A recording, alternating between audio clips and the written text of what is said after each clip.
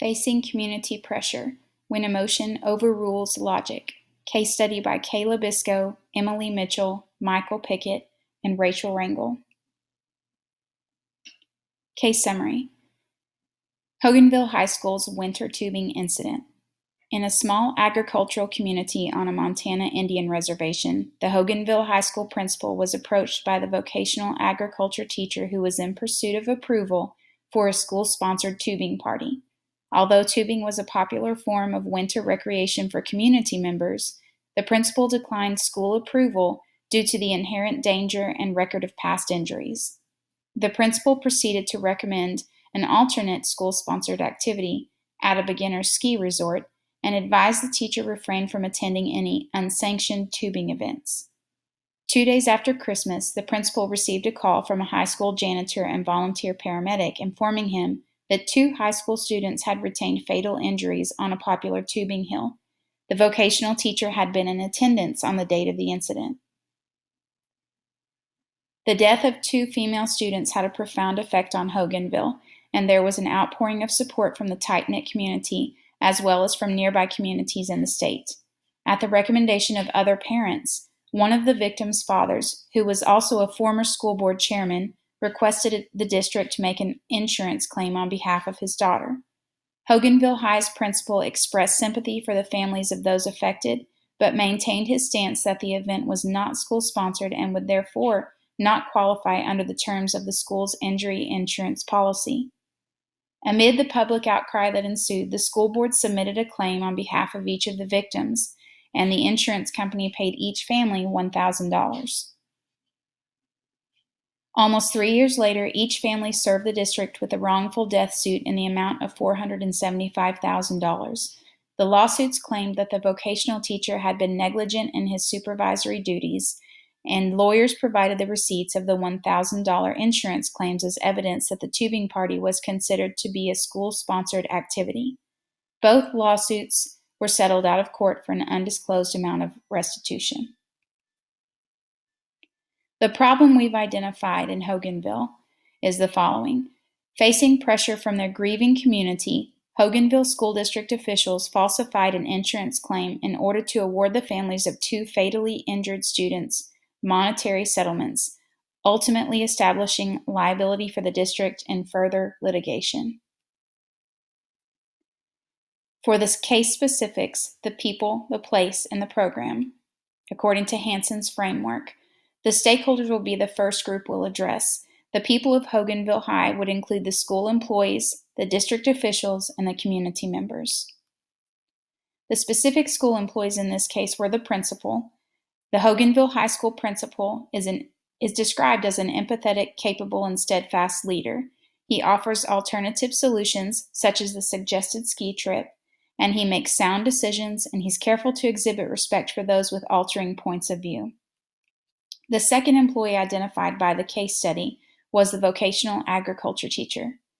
The vocational agriculture teacher is not identified as a native of Hoganville. However, he is characterized as sympathetic to the cultural norms of the indigenous Montanans. Although he requested approval for the school-sponsored event, this teacher did not abide by the principal's warning to refrain from attending the winter tubing event. In addition, this teacher's neglect to inform the principal of his presence at the event and the tragedy that unfolded suggests dishonesty. The vocational teacher should have immediately informed his supervisor of his involvement on that day. The next group of stakeholders we've identified are the district officials, the first of which is the superintendent. The superintendent deferred to the principal to establish the tubing party as a non-school sponsored event. In his position of leadership, he chose not to take sides, allowing the school board and principal to bear the brunt of the decision-making. In a deliberate effort to remain unscathed, the superintendent indicated that the question of the school sponsorship was solely the principal's decision. The second group of district officials we've identified are the school board members. The school board became involved when the father of one of the victims attended a board meeting in which he requested the district file an insurance claim for his daughter's accident. In that meeting, the board requested that the superintendent file the claim on the father and former school board members' behalf. The board, comprised entirely of Native community members, unanimously voted to overrule the principal and declare the tubing trip a school-sponsored activity in order to file such a claim. The final group of stakeholders in this case are the community members, or the parents of the victims. The parents of the victims were influenced and encouraged by more knowledgeable members of the community in their pursuit of the $1,000 injury settlement. It is likely that they were further encouraged to file their subsequent lawsuit. Other parents and community members were part of a divided community in Hoganville, the native residents versus the education community. This segregation compounded the pressure felt by school officials to meet the demands of their constituents. One of the memorable quotes from the case study was the following: "While there is a strong desire to please people, especially in a highly emotionally charged environment, the consequences of making the expedient rather than the correct decision often come back to haunt the decision maker." In our next step of Hanson's framework, we're identifying the place, Hoganville. Hoganville is located in western Montana, where typical December temperatures hover near 20 degrees and snow is abundant. The local economy is based on agriculture, the lumber industry, and employment in a metropolitan area 35 miles to the south. It is not a particularly tight-knit community and has a history of turmoil and controversy that is centered around the schools. The residents of Hoganville and the educational community have separate social groups, and the school and its administrative staff serve as a sort of ad hoc city government, as is the case in many rural, unincorporated towns. Hoganville High School was a rural reservation school in a town of approximately 1,000 residents. The entire student body consisted of 145 children, evenly split between Native American and non-Indian students. Hoganville High School is still considered an open system, even though the degree of interaction with the entire community may vary. According to Open Systems Views, schools constantly interact with their environments. The environment surrounding the school and school district includes all of the following: social, political, and economic forces that impinge on the organization. School administrators today find it necessary to manage and develop internal operations while concurrently monitoring the environment and responding to external demands. In this case, the environment played a key role in determining the effects of this tragedy. Unfortunately, principals have to be prepared to handle external factors in every situation. The program identified in the case study is the Vocational Agriculture Club. It's a type of club that falls under the business and industry endorsement that focuses on agriculture. This type of club can also be known as Future Farmers of America, or FFA, and their mission is to prepare future generations for the challenges of feeding a growing population. They teach that agriculture is more than planting and harvesting. It's a science, a business, and an art. Agriculture courses are included in the career and technical education courses as required by the TEA. The TEKS for agriculture, food, and natural resources can be located in the Texas Administrative Code Chapter 130, Subchapter A. It is one of 16 career clusters to be included in the CTE courses. School districts are eligible to receive weighted funding for eligible full-time equivalent students in approved career and technology education programs.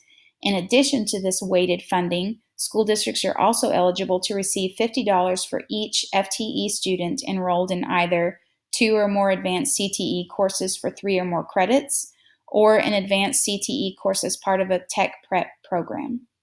These two funding elements determine a district's total CTE allotment. Therefore, districts receive 35% more funding for CTE students than for regular students. The SBEC standard correlations we've identified in this case are 1. Values and ethics of leadership. A. Distinguishing between what is legally and morally correct and what will help keep a job. 2. Leadership and campus culture. A. Understanding the environment while keeping the district focus as priority. 3. Human resources leadership and management. A. Standing ground on decisions and offering alternative ideas. Taking a closer look, we're going to define the case priorities. The two priorities and problems that we felt were important to consider in this case were, first, procedural discrepancies, the lack of procedural awareness and follow-through, and second, the divided community, the native residents versus the education community. Procedural discrepancies we've identified as the most pressing problem in this case. Procedural discrepancies require immediate attention in Hoganville. First, there were no clear guidelines for the request to sponsor an event. All school-sponsored events should meet specific criteria, including correlation to the curriculum. Most districts and the TEA mandate that costs are unallowable for field trips for social, entertainment, or recreation purposes. The vocational agriculture teacher at Hoganville High should have been informed of school-sponsored event requirements. Had there been clear guidelines and written policy to begin with, there would have been no question as to the ability of the school to sponsor the tubing party. We can assume there were no written policies of record regarding the school's sponsorship requirements, or that those policies were loosely followed.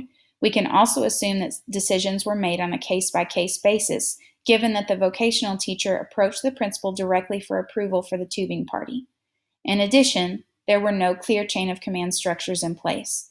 Although the principal was given the authority to make the decision, his authority was quickly overturned by the tide of angry Hoganville citizens.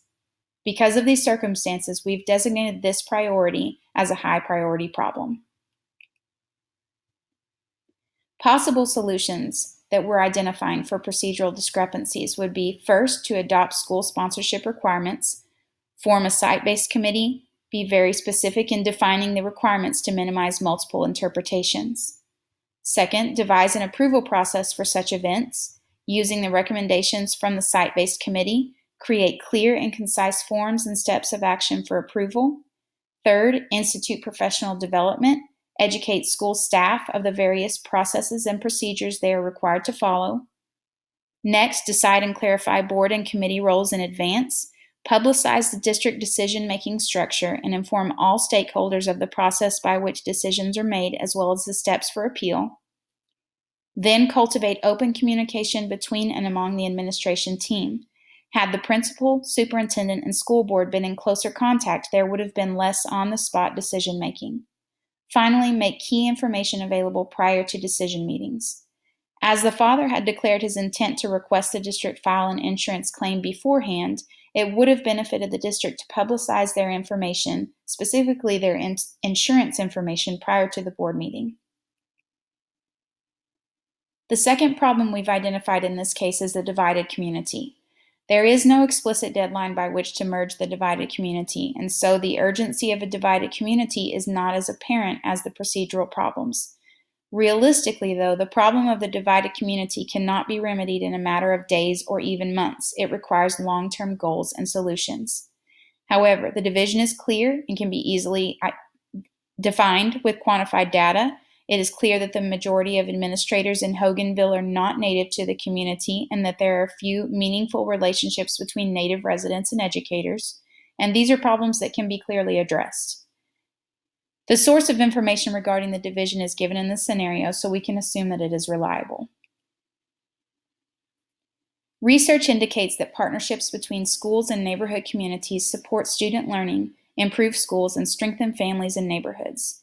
These partnerships expand the traditional educational mission of the school to include health and social services for children and their families and to involve the broader community. So we've identified the division of the community as also a high priority problem. Possible solutions for the divided community would include promoting effective communication. Encourage effective communication between the school, parents, and other members of the community. Second, raise cultural awareness. School district employees should be educated regarding the cultural norms and expectations of their surrounding community in order to better relate to their constituents. Third, increase parent engagement opportunities. Parents not only need to feel welcome in schools, but they must also be provided with ample opportunities to do so. Next, increase parent engagement by providing resources for families. If parents see the school as an information source and resource, they will be more likely to feel comfortable attending school functions and becoming an active member of the school community. Next, develop meaningful community partnerships. Establish school business partnerships to provide students mentoring, internships, and other experience-based learning opportunities. Finally, recruit school staff from the community. In order to bridge the gap, the Hoganville district should attempt to recruit and hire residents of the community for all positions within the school district. Our plan of action to address the problems in Hoganville would be to first address the procedural discrepancies And then second, work to merge the divided community. Our plan of action phase 1 is to address the lack of procedural awareness and follow-through. And these are the order of the steps in which we've placed them. First, Hoganville District should decide and clarify board and committee roles in advance and the scope of their authority. Second, adopt sponsorship requirements for any school-sponsored event. Third, devise an approval process for school sponsorship. Fourth, cultivate open communication between and among the administrative team. Fifth, institute professional development. And finally, make key information available prior to decision meetings. Decide and clarify board and committee roles in advance. The Hoganville District should form a site-based committee including teachers, administrators, and parents in order to determine and define decision-making roles. The authoritative structure should include legal representation, an advisory committee, and an appropriate chain of command. Districts who follow specific decision-making steps and who have publicized those steps are far less likely to face legal scrutiny. In addition, policies should be vetted before implementation in order to ensure they are ethical and legally sound. Adopt sponsorship requirements. Following the definition of board and committee roles, Hoganville must adopt more specific sponsorship requirements. As evidenced by the vocational teacher's approach to the principal, school-sponsored events were decided on a case-by-case basis. The TEA provides guidance regarding appropriate field trips, explaining that costs for field trips for social, entertainment, or recreational purposes are unallowable. In addition, the TEA mandates that field trips be properly documented and that they correlate to teacher lesson plans. Finally, field trips to entertainment or recreational locations that have legitimate educational programs when more than 25% of the time spent at the location is used for entertainment or recreation of field trip participants are also defined as unallowable by the TEA. Most likely Montana has similar guidelines. These state guidelines should be incorporated in written district sponsorship requirements. Devise an approval process. Districts must have approval processes that comply with state law. In Texas, field trips must be linked to grade-specific TEKS. The Hoganville District must write and publicize the steps for teachers facilitating school-sponsored events. Steps should include documentation and acknowledgement of state guidelines, documentation of linked standards, authorization by an appointed supervisor, and submission to the principal and then to the district for approval. Cultivate open communication between and among the administrative team. Crisis is the great equalizer, which is why building a strategic communications plan is important. Every plan should be built with crisis in mind and tested regularly to determine effectiveness. Along the way, assess the successes and challenges you have with the plan and manipulate as needed. Association of California School Administrators. Hoganville's lack of a communication plan was evident in their hesitancy to provide clear answers in the aftermath of the tubing accident. Therefore, the district must immediately devise and test a communication plan with such a crisis in mind. The inclusion of legal counsel would behoove the district. Institute professional development. After roles have been defined, sponsorship requirements and approval processes have been set, and a communication plan has been formed, professional development should be instituted in order to inform all Hoganville staff of the decisions that have been made. Teachers should be informed of the proper channels by which to pursue school-sponsored event approval, and each step of the process should be demonstrated. Make key information available prior to decision meetings. The final step Hoganville staff should take in order to avoid procedural discrepancies is to make key information available prior to decision meetings. This information should include district policy, legal parameters for the decision being made, responsible parties for decision making, and any and all other pertinent information. Note that the Texas Government Code, Chapter 2051, Subchapter C, outlines the specific requirements for notice by publication. Our plan of action phase 2 is to address the division between Native residents and members of the educational community. The first step in doing so would be to promote effective communication. The second is to raise cultural awareness. Third, increase parent engagement opportunities. Fourth, increase parent engagement by providing resources for families. Fifth, develop meaningful community partnerships. And finally, recruit school staff from the community. Promoting effective communication is perhaps the most important step of this phase. In order to do this, Hoganville must require each teacher to establish generic communication with all parents regarding class content, reminders, and any other need-to-knows. This communication should be informative and on a weekly basis. Also, the Hoganville District should present teachers with new forms of communication and explanations of how they can be effectively implemented. The training should include specific and inventive ways in which to use forums such as Instagram, Twitter, or Facebook in order to better communicate with the community at large. Finally, encourage individualized communication and provide teachers the opportunity to accomplish such. Forgo staff meetings once each month in favor of teacher-scheduled parent conferences. Next, the objective of Hoganville should be to raise cultural awareness. In order to do this, they must organize cultural sensitivity training for all employees and include the cultural proficiency continuum as a basis of assessment, include measures of cultural proficiency in staff evaluations, provide self-reflection opportunities in order for teachers to engage with other staff members and gain greater perspective, develop cross-curricular collaboration teams, and reward and offer incentives for personal and professional attempts at becoming more culturally proficient. Next, Hoganville needs to increase parent engagement opportunities. They can do this by recruiting parent volunteers, using telecommunication platforms like Skype or Google Hangouts so that parents can read to the class or help with pre-scheduled assignments without being physically present in the classroom, and create social media platforms to allow parents to have an interactive involvement and keep up to date with the events. Next, Hoganville can increase parent engagement by providing resources for families.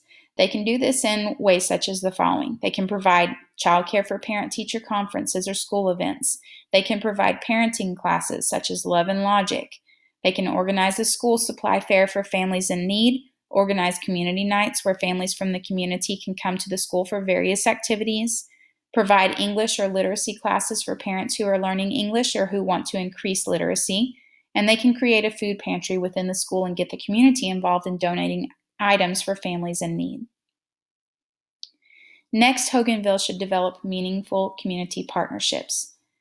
Recognize, accept, and incorporate the role of community volunteers, introduce children to responsible mentors from the community, expose students to cultural activities within the community, such as visits to the library, museums, movies, or cultural heritage sites, establish school business partnerships to provide students mentoring, internships, and other experience-based learning opportunities, connect students and families to service learning projects in the community, invite community partners to share resources at annual open houses or parent-teacher conferences, and facilitate families' access to community-based programs such as healthcare and human services in order to ensure that families have the resources necessary to be involved in their children's education. Finally, Hoganville should recruit school staff from the community. They can encourage students to pursue careers in education through teacher mentor programs and internship programs. They can actively seek qualified applicants from the community for all positions, and they can focus on retention of teachers and build a positive work atmosphere for them to also recruit people they know and trust.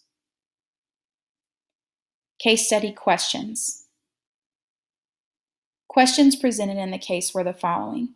When faced with a decision that will foster controversy with either choice, is it better to make the legally and morally correct decision or the decision that is more likely to ensure continued employment?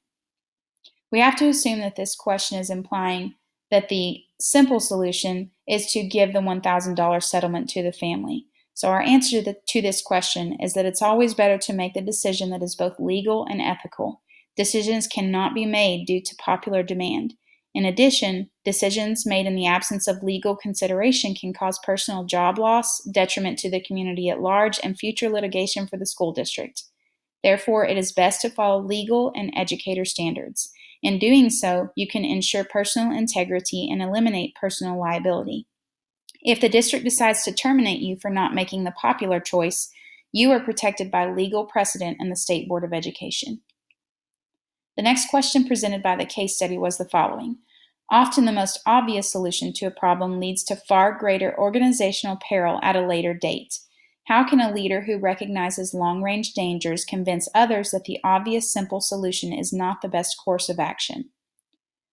Just as teachers attempt to educate students on the long-term gain of a certain subject matter by bringing in real-life scenarios, principals must also try to get other adults to see the bigger picture. Real scenarios and legal history grab the person's attention because they can relate to it more than just trying to explain a solution. It can be argued that people make decisions based on perceptions rather than realities. Individual values play a significant part in forming perceptions and act as filters in the decision-making process.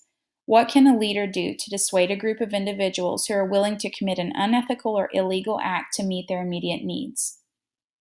First, leaders must carry credibility. With credibility, trust is garnered. Leaders who face such circumstances must first point to legal precedent. No legal counsel was sought in Hoganville, but principals should be cognizant of the law. They are also required to have strong communication skills and understand how to communicate a message in different ways to meet the needs of various audiences. TAC Principal Standard 3. Principals should also enlist the advice of legal counsel and formally communicate legal concerns to those involved in decision-making. What can a leader do to bridge the relational gap between social groups within a community? What are some effective means of convincing people to put aside long-standing grievances for the purposes of creating a common good?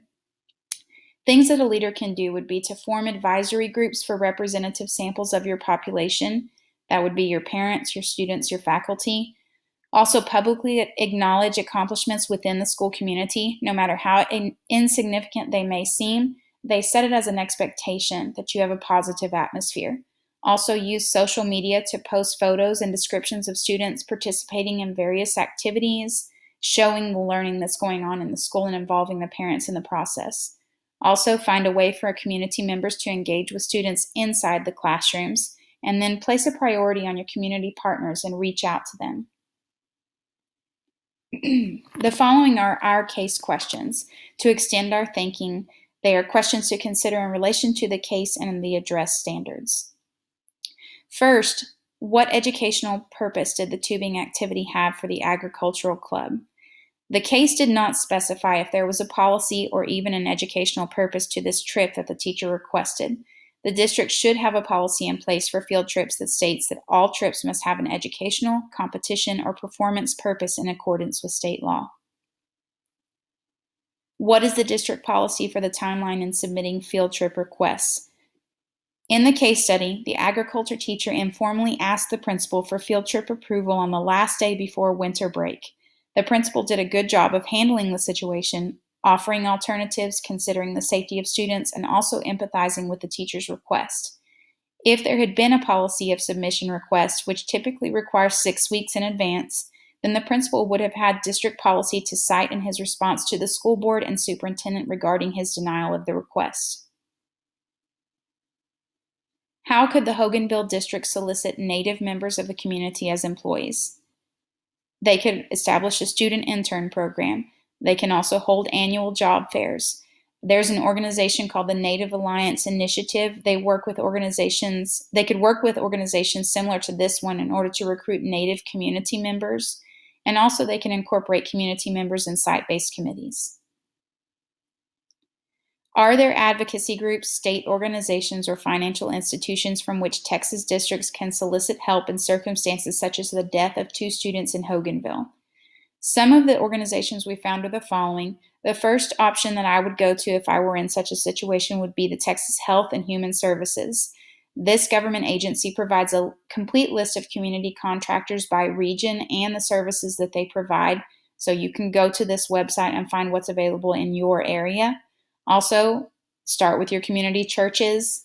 And then there's also several organizations. One example would be the National Alliance for Grieving Children. They offer a list of Texas organizations offering primarily bereavement or counseling services as well.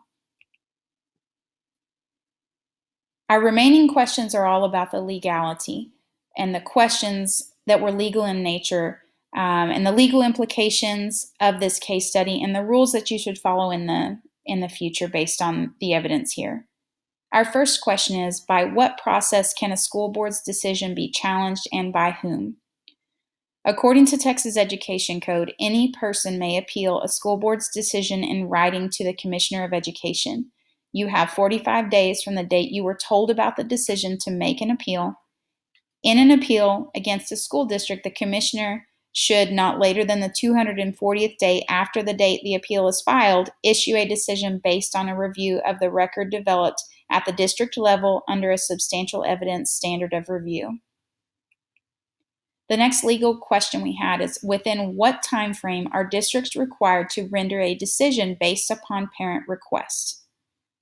For this question, we went to the Texas Government Code, and according to that code, any deliberation of a decision about the subject of the inquiry shall be limited to a proposal to place the subject on the agenda for a subsequent meeting.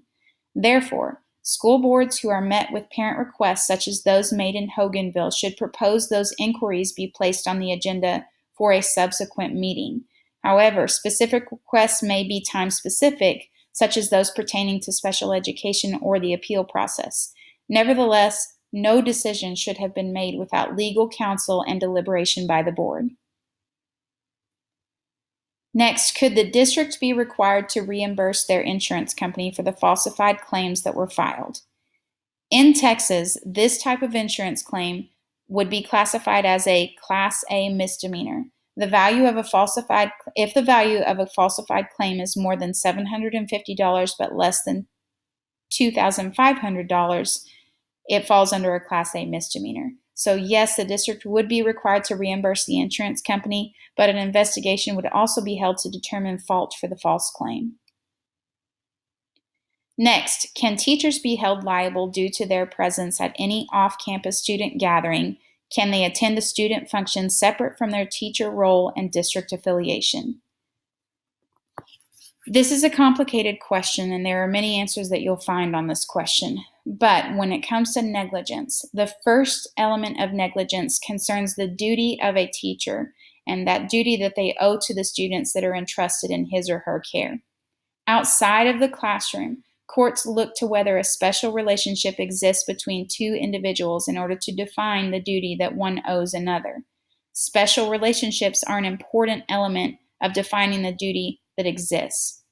The example that's given in the law is if there is a swim instructor and an Olympic diver that are passing by a community pool and they see a child drowning, the swim instructor is expected to rush to the aid of that child if they have a relationship with the child. Even though the Olympic diver may be more experienced, they do not have a prior relationship with that child.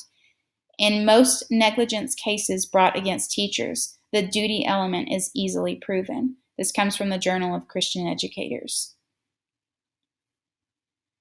Does the vocational teacher's presence at the tubing party merit a reprimand given the principal's strong warning against his attendance?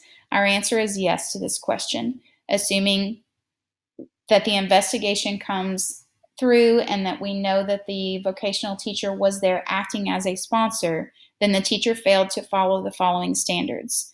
He did not know and comply with department and district policies and procedures, follow the safeguards the district has established to protect teacher liability, or comply with T-Test Domain 4. The teacher meets district expectations for procedural, ethical, legal, and statutory responsibilities.